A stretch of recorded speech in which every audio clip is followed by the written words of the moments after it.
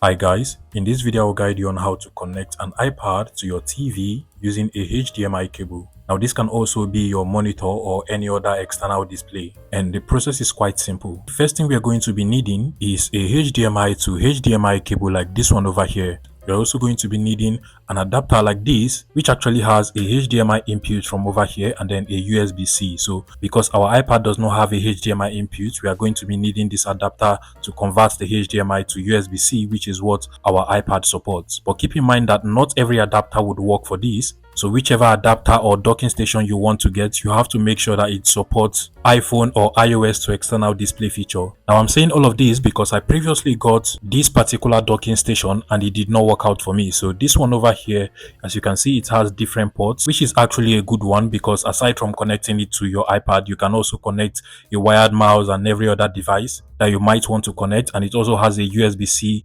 cable over here, which we can just directly connect to the iPad, but it does not work with my iPad. I do not know why. So you really have to confirm before getting any docking station if you want to use a docking station like this. But regardless, I'm also going to be leaving a link in the description of this video where you can get a good docking station that would work perfectly for this. Another option you might want to consider, which is the option I'll be going with in this video, is a direct HDMI to USB-C cable like this. Now this is a direct HDMI to USB-C cable, as you can see, so there is no joint that has an adapter or anything, and it works absolutely well. Personally, I feel like this might even be faster, particularly because it is a direct connection. And with this particular option, all you have to do is to get your iPad and then connect the USB-C part of the cable to the USB-C port on your iPad directly, just like so.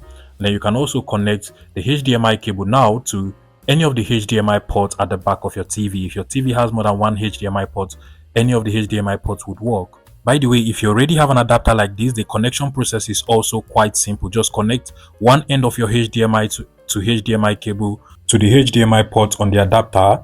Connect this other end to your TV or your monitor or any other display you have, and then you can connect the USB-C part of the adapter directly to your iPad and it should work perfectly fine for you. Now once your connection is done properly from your TV or your monitor to your iPad, you should see a little icon at the top letting you know that a connection has been made. You're going to see that little blue icon. You want to go ahead and change the input source of your TV or your monitor to the same HDMI input source where the cable is actually connected on the TV. In my own case, it is HDMI 1, so I'll just navigate to the input source icon at the top of the TV. This is the input source icon. In your own case, you might actually find that same icon on your remote control, and just over here you can literally see it in my case. So once I tap on it, it should also open up the input source on the TV. So all I just have to do now is to select on HDMI 1 because that is where I connected my HDMI from the iPad, and automatically you should now be able to see your iPad display on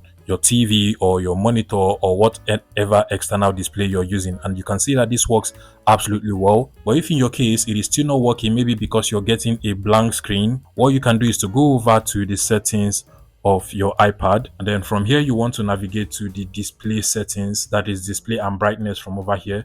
Select on that, then scroll down again and you're going to see your TV's display from over here. Go ahead and select on it, and then from here you're going to see the high dynamic range and the standard dynamic range option. You can actually just change it from high dynamic range to standard dynamic range. Sometimes if your TV supports these two options, it might actually be confused on which of the option is best for the TV, so you can change it and see if that will fix the problem for you. Now another thing to keep in mind here, if you want your TV to actually be used as a second monitor or an extended display for your iPad, keep in mind that this feature is only available to M1 iPad. So you would not get it if your iPad is not an M1 iPad. But if you do have an M1 iPad, all you can do is to navigate to the settings of your iPad. So open up the settings, and then from here you want to go over to the display and brightness settings again. And from the display and brightness settings, from over here you're going to see the option to actually just set your TV as an external display for your iPad. You can basically find it from the built-in retina display option. You're going to see it over here or somewhere on this entire page. My iPad over here is not an M1 iPad, so I currently do not have that particular feature. What you can get if you do have an iPad that is not an M1 iPad is the state manager feature. Now with the state manager feature, all you have to do is to just swipe down through the right hand side and you're going to see this icon over here. Long press on it, and you're going to see Stage Manager. Enable it first and foremost, and with this enabled, you can actually just open up several screens or several apps on your iPad and be running all of them at the same time. So I can actually open up YouTube from over here, and you can see how it opens up. And I can go ahead and open up another application, for instance, open up the setting as well, and then just adjust it from over here. So I can actually just shift it like so. I can also go ahead and just move it from here all the way to this side, then open up the YouTube app as well, bring it to this place. If this video was helpful, please let me know in the comment section and subscribe to this YouTube channel, guys.